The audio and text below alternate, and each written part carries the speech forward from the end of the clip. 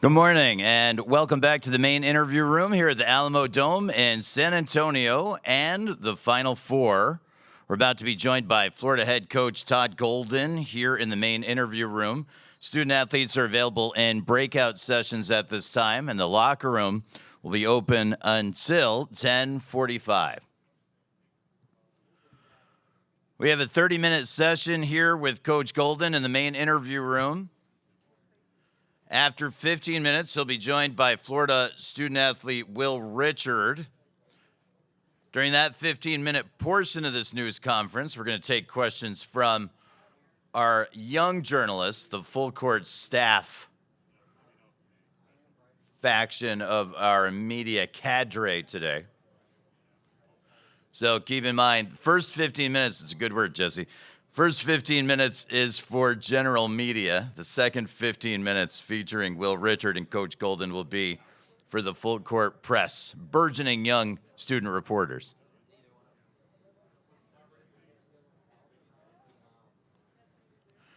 Coach Golden, in just a moment, if you're joining us here in the main interview room, please take a moment to silence your cell phone. I'm going to check mine right now. Please be reminded that flash photography is prohibited here in the main interview room. No recording of video on any device here in the main interview room, including handheld cameras, smartphones, mini cameras. And you can't go live on social media while you're joining us here in the main interview room as well. Please keep that in mind. We'll have some times today when you can go live, but this will not be one of them. ASAP transcripts are available immediately in print or online at ncaa.com/transcripts. Video of all news conferences is available at ncaa.veritone.com. Morning. I'm going to start the Zoom. Give me 20 seconds.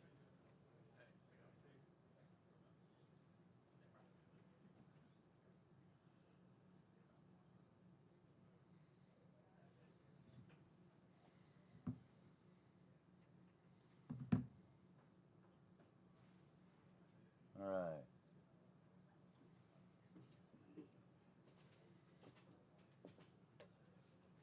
Morning, Coach. Good morning. How are you?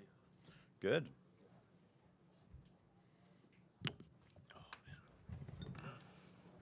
We're joined now by the head coach of the Florida Gators, Todd Golden. Coach, welcome back. Thank you. We'll ask you to make an opening statement, then we'll take some questions. Happy to be back here again today. Practice here in a little bit. Thought we had a good day yesterday.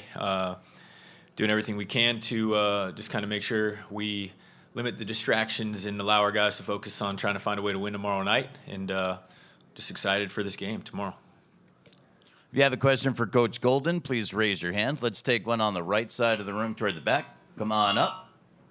We'll give the microphone to this gentleman. Your name and media outlet. Hey, Todd. Nathan King, Auburn Undercover. Wanted to ask about y'all's recruitment of Janai 3 years ago this month. What did y'all see in him? And I know he was between Auburn and Florida. And just what can you kind of recall from that recruitment? When we were fortunate enough to get this opportunity, one of the first things we did was take a look at guys from the state of Florida, that were producing and doing well, across the college landscape. And obviously he popped pretty quick, for what he was able to do at Moorhead. And, he went in the portal and, we were hoping that, I'm pretty sure he's from Plant City. We were excited at the opportunity to get him to be a Gator. And obviously because of his success there, was recruited by pretty much every, big time program around. And, we were fortunate enough to get in the mix and to get in the final two. I think we did a good job in a short period of time of kind of explaining our vision and kind of introducing him to our staff and kind of what we had going on. But obviously Bruce had been at Auburn and had been solidified for a while. And, they do a great job as well. And, he decided to go be a Tiger. And obviously he's had a great career and been really impactful in terms of their success. And, knock on wood for us, we've been able to do pretty well also. But we would have been happy to have him. And I'm happy for him in Auburn and the success that he's had. Coach, we'll go to the front of the room, left of the aisle. Good morning, Coach. Greg Eklund, and this is for NPR. You are part of a team. Well, let me put it this way. This year in the Sweet 16, there was only one double-digit seed, and that school was from the SEC. And I pose this question to you because you played at St. Mary's and you coached at San Francisco. Do you see a growing disparity between the power schools and the Big East Conference and the non, and is that a detriment for the tournament?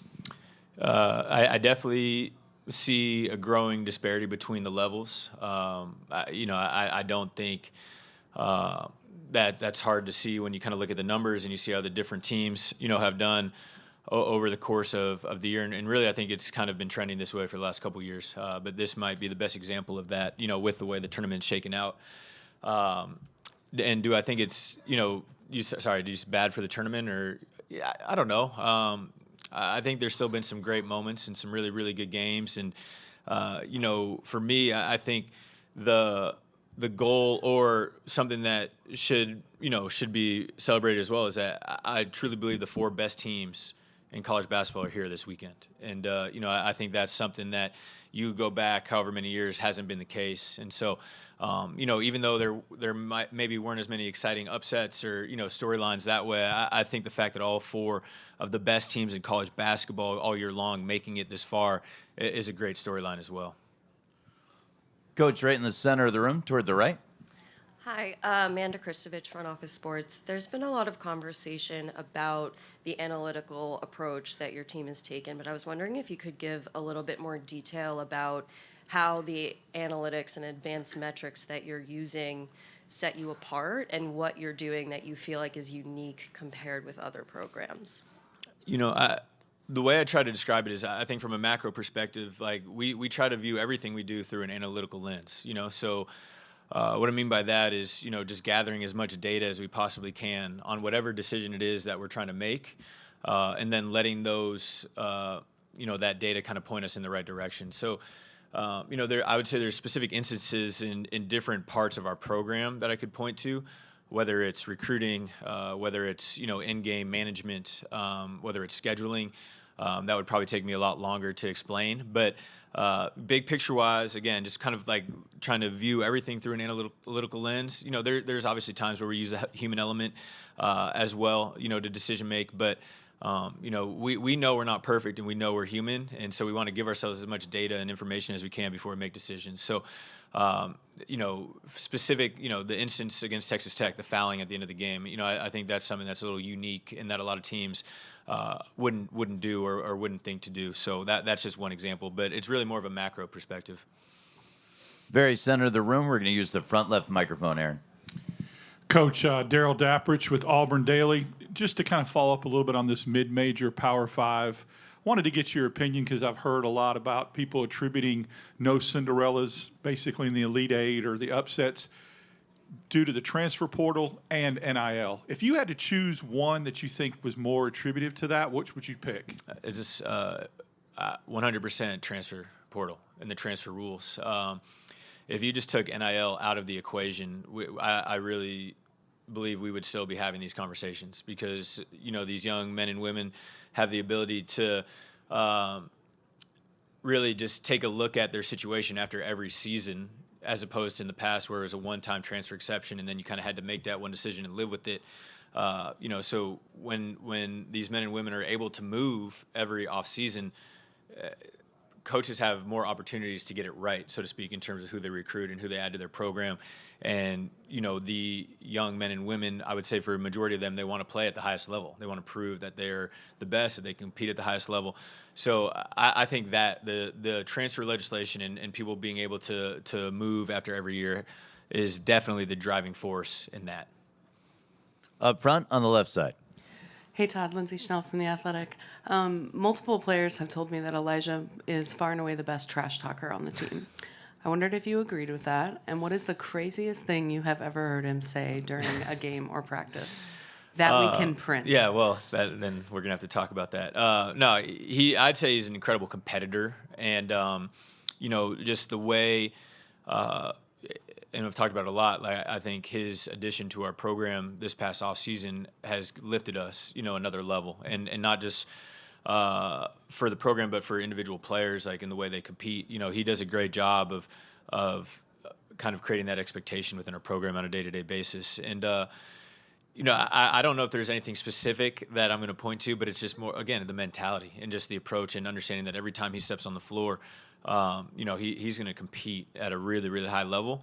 And the guys call him Crash Out for a reason. He really gets after it and, has a great sense of competition and mentality. And, I think it has definitely kind of bled to the rest of the crew.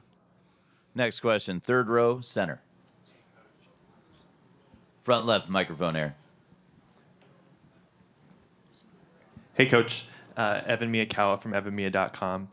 I know a lot of your guys on the roster this year are transfers, but you got a lot of the key guys from last year's team to return this year, like Clayton, Richard, Condon, Haug. Can you speak to Can you speak to the importance of the roster continuity that you had from last year and just your approach to building this team and why that's been successful this year? Yeah, I think continuity is incredibly important, and we were finally in a position after our second year where we had a lot of really talented players in our program that we felt like we could build around them. That was not the case after year one. Year one, it was more about just trying to get an influx of talent into the program so we can compete in the best conference in America, which we were able to do. And then because we were able to bring in really talented young guys, specifically Alex and Tommy and Denzel, as guys that have grown within our program, and then specifically Walt and Will in the portal the year before, we felt like those five were great to build around. And the way that we hope to do it, obviously last year we were able to, hopefully moving forward, is retaining the key players in our program. We have about, even more than last year that we're going to do everything we can to retain and then kind of fill in the gaps around that. But, I know you understand it. You've seen it, I think, between us, Auburn, and Houston. Each program has about 70% of their roster, or at least their playing roster from last year returning. Duke's around 30, but Duke also has three incredibly talented freshmen that are hard to get. So the continuity piece, I think, is definitely important, and something that, at Florida, and I've said this before, it's such a great place that I feel like we can still execute a real program. And my hope is that we'll be able to do it with the same guys next year as well. Left side of the room, up front, to the right of the aisle. 2 questions. You're first. Yeah, Edgar Thompson, Orlando Sentinel. Todd, so you kind of touched on the transfer portal benefit, but when you look at Janai and Walter growing up 30 minutes from each other, what does that kind of say maybe about the inexact science of recruiting, and also guys like that, getting the proverbial chip on their shoulder to kind of prove themselves? Yeah, it's with the transfer legislation the way it is, like those guys. I mean, I would say even for Walter and Janai, like they as 18-year-olds, would not be able to help an SEC program compete the same way anywhere close to what they do now. Walter had a very good freshman year at Iona, and then became MAC Player of the Year as a sophomore, and jumped up and became a very good SEC player. But it might have taken him a little longer if he came to us right away. Same for Janai. He had 2 really good years at Morehead. So you look at a lot of the teams that have had success, they're older. They have senior-laden rosters, guys that are 23, 24, even 25, now the way that college is shaken out. So it isn't an exact science for sure. It's really, really hard. But a lot of times, sometimes it just takes getting a little older, for those guys to really be able to impact at a high level. 1 row back. Yeah, Mike Bianchi, Orlando Sentinel coach. When you were being recruited to Florida by Scott Strickland, was this a job that you targeted? What was attractive to it for you? And can you talk about Scott, sort of how he supported you through the thick and the thin? Yeah, well, when we had a pretty good run that last year at San Francisco, we started getting some calls and some different opportunities. But as soon as my agent let me know that Florida had reached out, right from that moment, that was the job that I wanted. And fortunately, Scott and I connected and had a really great, easy conversation that felt natural, and I didn't feel like either of us were having to kind of get out of our comfort zone to have good conversations. And then I was fortunate enough to Zoom with them the next morning, where I was able to talk to Scott, and then Duke Werner, Linda Teeler, and Chip Howard, the senior administrative team. And again, we spoke for about an hour and a half, and it felt like it took 5 minutes. We're on the same page in regards to what we thought the vision at Florida should be, and kind of the attitude in which we should have, in terms of attacking the opportunity, and just kind of being grateful for it, and understanding that Florida is a great place, and kind of recruiting to the strengths of the school in terms of an academic school, the tradition and history that had come before us. And, I was in college when Torian and his teams went back-to-back national championships, so I always had a very, very positive feeling and outlook in regards to Florida. And so, after that conversation, transparently, we had some other opportunities that we were close to, and I started kind of putting pressure on Scott and calling Scott and saying, I would love to be your coach. And I don't want to miss out on some other opportunities that I have. And so if you feel the same way, let's do this thing. And, 24 hours later, I was fortunate enough to give the opportunity. And I'm super grateful for Scott, for Duke Warner, for Linda Teeler and her time at Florida, and now Amy Haas. They've been incredible, and I appreciate their support. I feel like they knew who I am, and they know the type of person I am, and the type of program I run. And I feel like we are all very grateful for each other, and the fact that we're here at the Final Four right now. Up front on the right side. Hey, Coach. Tyler Glasscock with Perfect. You guys were an early exit in last year's tournament, and then just over a year later, you guys are in the Final Four on the biggest stage. What does that mean to you and your guys just to reach this level of competing for a national championship after the way last year ended? Just good proof of concept and growth for our program. We had a disappointing end to last season, but it was a really good year. We made it to the SEC tournament championship game, lost to a great Auburn team, get back to the NCAA tournament, lose arguably the most exciting game in the first round of the NCAA tournament, 102-100 without Micah, after we lost him to a really tough injury. And so we had a sour taste in our mouth at the end of the year, but we weren't disappointed about where our program was. And, so talking about, answering Evan's question about make sure we kept those guys that we knew embodied what we wanted our program to be about, and then making sure we added the right pieces, which we certainly did. Did we necessarily expect Final Four this year? Like, I think that's probably like a hard expectation on a year-to-year basis, but we definitely believed in what we were doing and who we had in our program, both from a player and staff perspective, that this group had a chance to do something special. And so, we have another opportunity tomorrow, to see if we can get one step further. But I think it's just a great example of what we believe in working, and just seeing how far we can take it this year. We're going to take a question up front on the right, but we want to welcome Will Richard as well. Will will walk up during the question and then grab a seat. Hey, Will. Name tag? Actually, You gotta go get your name tag. Will's got to bring his own nameplate at the Final Four. He's ready to do it, though. And your question. Hi, Todd. Aaron Bracey from Hoops HQ. Elijah, having played in the Final Four already, has that been something you've leaned on, and what might that experience do for both him individually and also for your team? It was something that we've leaned into since he got to campus. That was a really big part of why we targeted Elijah and why we wanted him to come into our program. We, with Walter and Will returning last year, like, we knew we needed one more really good perimeter player, but we had to make sure it was someone that fit well with them, both from an on-court standpoint, but also personality standpoint. Like, these guys are around each other all the time. And the thing that I always really enjoyed about Elijah was just obviously his experience, the fact that he played in the Final Four, had really good success, felt like he always had a chip on his shoulder and wanted to lead and kind of be a part of something that was bigger than himself. And, early on in the summer, like, he talked a lot about, playing in the Final Four and just that experience.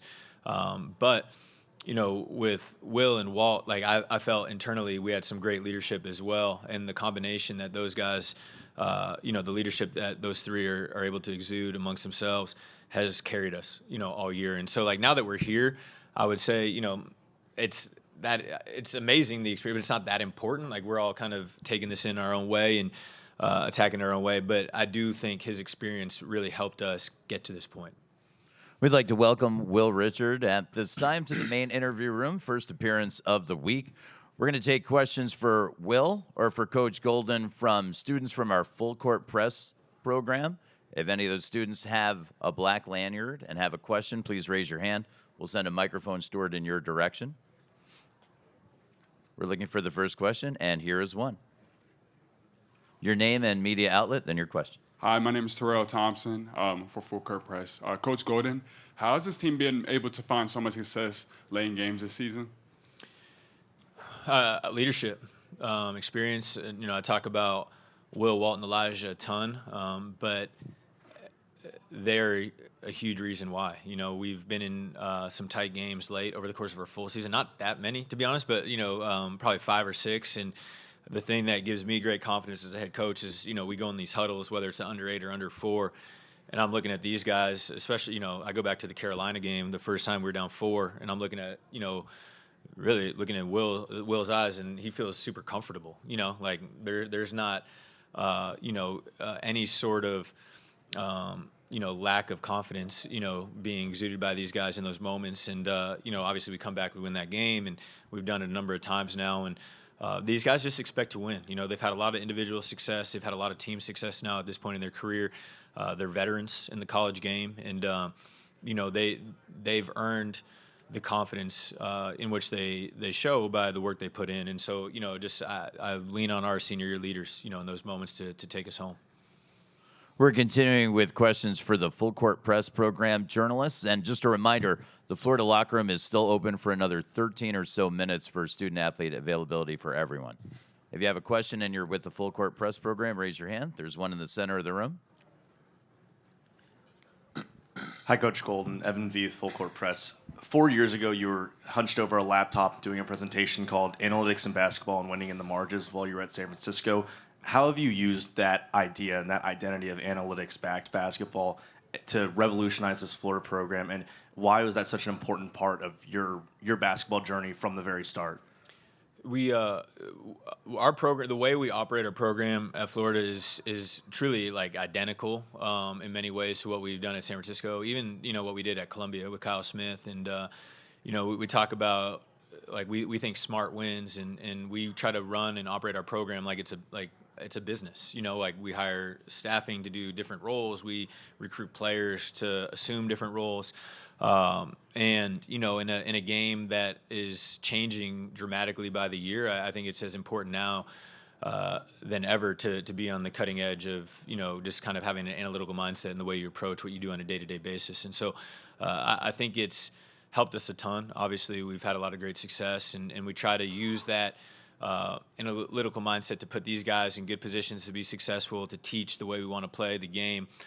Without nerding out too much and annoying these guys with different comments, even though it happens sometimes. I know that's the case, but I just think again, overarching theme, like we're just trying to be as efficient as we can in everything we do. If you're in our Full Court Press program, raise your hand. Questions for Will Richard or for Coach Golden? Back side of the room on the right. Hi, Coach Golden. Ryan Hopper, Full Court Press. I was just wondering, does that analytical approach inform what y'all as a program do in the transfer portal? Because it's hard to evaluate guys, apples and oranges, if they performed at a mid-major, can they perform the SEC, that sort of thing. Yeah, we definitely approach transfer portal guys analytically, to start. The first thing we want to do is make sure they're good enough, to help us on the floor. And, once we're able to identify that, and there's more than just numbers on that. We're filtering guys, I would say, by numbers, and then we're watching them and seeing what we think. But then after we kind of clear that hurdle, then it goes to really just kind of learning who they are as a person, and how they operate and what they're about, what their family's like. And, if we feel like they'd be good fits as Gators, and this guy sitting next to me was the first one, man. The first one that, we saw him hit the portal, and we look at his numbers at Belmont, and, incredibly efficient as a freshman, high usage player, great rebounding rates, great steal rates, great block rates. And then we go meet with him in Nashville, and the kid is just an incredible light bulb and an incredible human being. And we get him down to campus, and then we meet his father, Al, and his mother, Helen, and we're like, dude, if we can get 13 Will Richards on this roster, like we're going to be making the Final Four. And we don't have 13 Wills, but we have 13 great guys. And they are the driving reason as to why we're here right now. And speaking of Will, any questions for Will from the Full Court Press journalists? No questions for Will? We have one up front. We're going to use the front left microphone. Come on up. Hi, Will. Arden Flight's Full Court Press. I want to know, knocking off Auburn's win streak at their own home, now essentially you are preparing for their revenge game against you guys. What is your mindset for this game going in? Definitely just win the game. We know they're a great program. We have to come in and play a complete game for 40 minutes and do what we do, make the effort plays, be nails on defense and locked in on offense and just executing at a high level. Florida locker room is still open. We're looking for Full Court Press questions at this time. That means you have a day pass. All right, in the back on the right. Hey, Will, Travis Bradley here, Arizona State Cronkite News. I'm curious, obviously Coach Golden talks so highly of you, and they went and they took an opportunity to bring you onto the team a couple years ago. I'm wondering, what does that feel like for you, and how do you manage that responsibility to your coaches in the program, knowing that they took a shot on me? How can I pay that back? It feels great. I mean, since I entered the portal, Florida stood out the most. Coach Golden stood out the most to me, and just playing for Florida, I mean, it means a lot. Just being on the team, wearing that Gator logo, it means everything. So just repaying them back by winning. I mean, you want to win at a high level and get Florida back to that national relevance, and we've done a great job of doing that. But we know it's more left to do.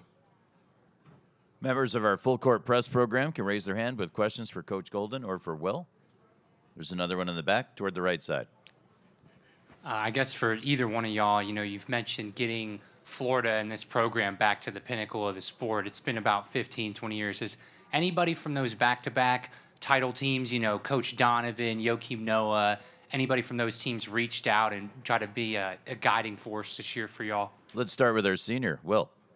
Yeah, I mean, Torian Green, with him being a part of the program, he's meant a lot. I feel like last year when we did the TBT, talking to Corey Brewer, talking to Coach Donovan, guys like that, it definitely means a lot to talk to him and know what it takes to get there back to the point that what they were, and just knowing what it took to get there. So we definitely talked to a lot of different people.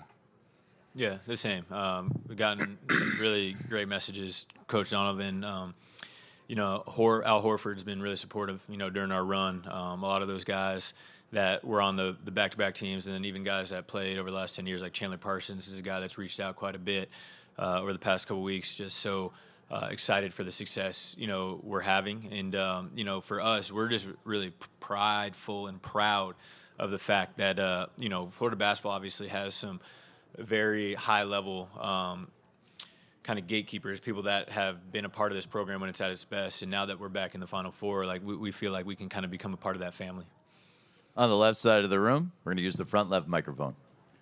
This goes for both of you guys. I just want to hear a coach's and player's perspective. This team has been a part of 4 double-digit comebacks this season, and you're coming off one against Texas Tech in one of the biggest games of your year. Will, what's the perspective on the floor when you're down 10? And, Coach, what are you telling them in the huddle? Let's start with Will. I feel like with our team, if there's time left on the clock, we can have a chance to give ourselves a chance to win. Just with how resilient we are, how we can fight through adversity. So I feel like as long as there's time on the clock, we can give ourselves a chance to win. And I feel like that's what makes this team special, just how hard we're going to fight to the end, knowing that we don't want to lose a game. Coach. Yeah, using the Texas Tech game as an example, I'm going to talk about the way that Will and his teammates have unwavering confidence. I'm not as confident in those moments. I'm talking to him at the under 4, like, hey man, we got to play pretty dang perfect down the stretch here, if we want to find a way to win this game. And I know he remembers, we're talking about we had just missed a block out against Texas Tech. They get a rebound. They're going to the foul line, and just we talked again about like we have to do everything we can down the stretch here to not. Allow ourselves off the hook in any way. And fortunately, these guys were able to do that against Texas Tech. Now, hopefully on Saturday, we don't have to have those types of conversations down the stretch. Hopefully it's more about, hey, got to finish this game the right way. Let's play to win and not to not lose, et cetera. But, we'll see how it goes tomorrow and go from there. Let's follow up with the microphone. We'll bring the microphone back to you. No, that's fine. That's all I want to say. You're making a closing comment. I just wanted to say that you guys seem very comfortable in those situations. That's been a part of your career ever since you got to Florida, and it's impressive to watch this group stay so poised when they're down by double digits. I appreciate it. Thank you. Any further full court press questions? We have one on the aisle. We have 2 on the aisle. Brian McWillen, Full Court Press. Will, can you just talk a little bit about Walter Clayton? His ability to hit tough shots, kind of, help the team bounce back down late against Texas Tech, and just your confidence in him, on the court with him.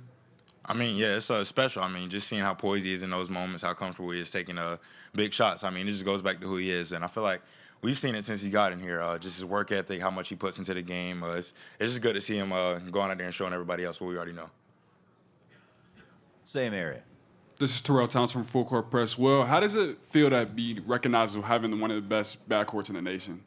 It feels good. Of course, I mean, you put the work in to get that type of recognition, but we also know we have an elite front court, too, and they do a great job of helping us win games, and I feel like they're just as elite as our backcourt. I feel like we're elite as a group.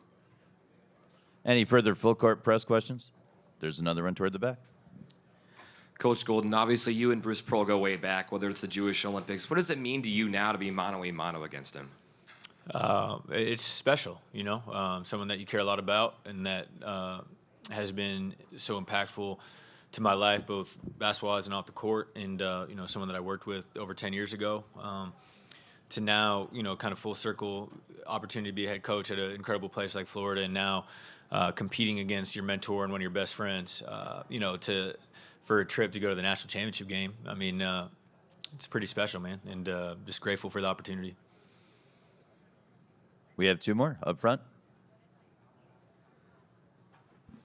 Hi, Ariel Doss, Full Court Press. Y'all both have talked about the work ethic and the character that you look for in players and that you've seen in your teammates.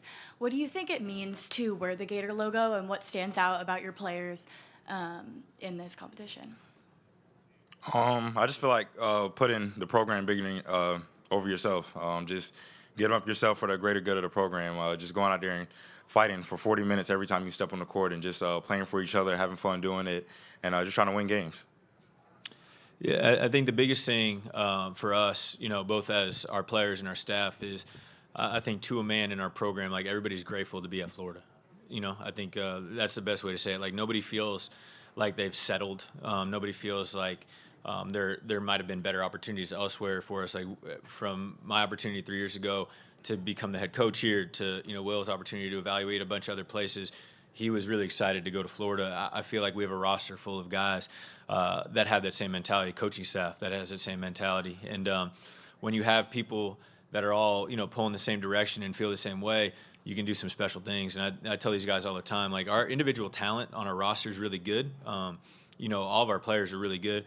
But the thing that separates us, in my humble opinion, is what we call our team talent, and the way our guys play together and the way they lift each other up and make each other better. These guys don't care who gets the individual credit on a certain night, because they understand if we win that they're all going to get the credit they deserve. And that's definitely carried us to have the year that we've had, in my opinion.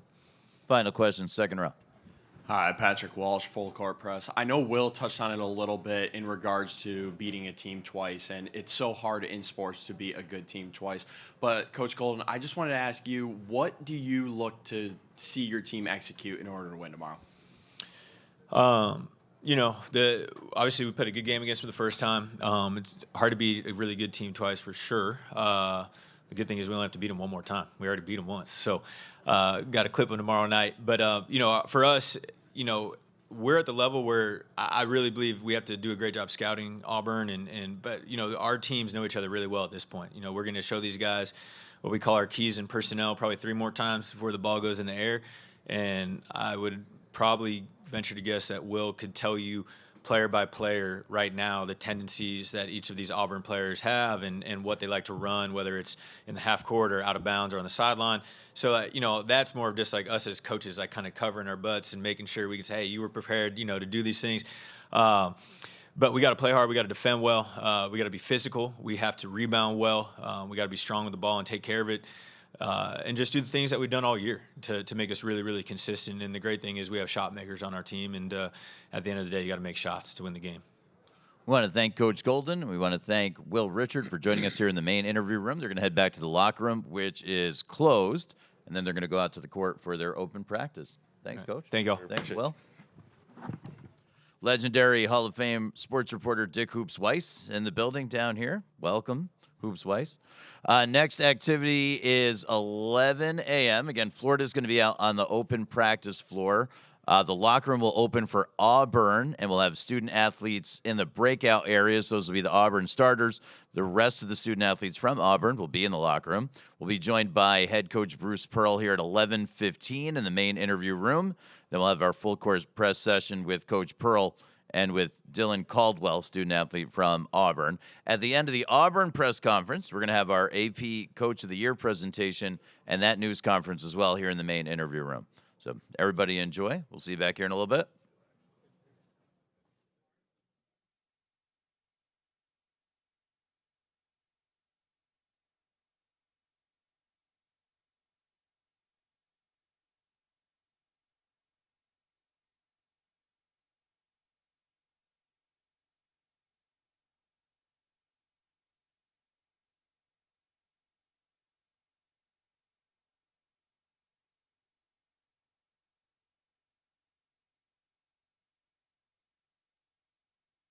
Five, 6, 7, 8, 9, 10, 9, 8, 7, 6, 5, 4, 3, 2, 1.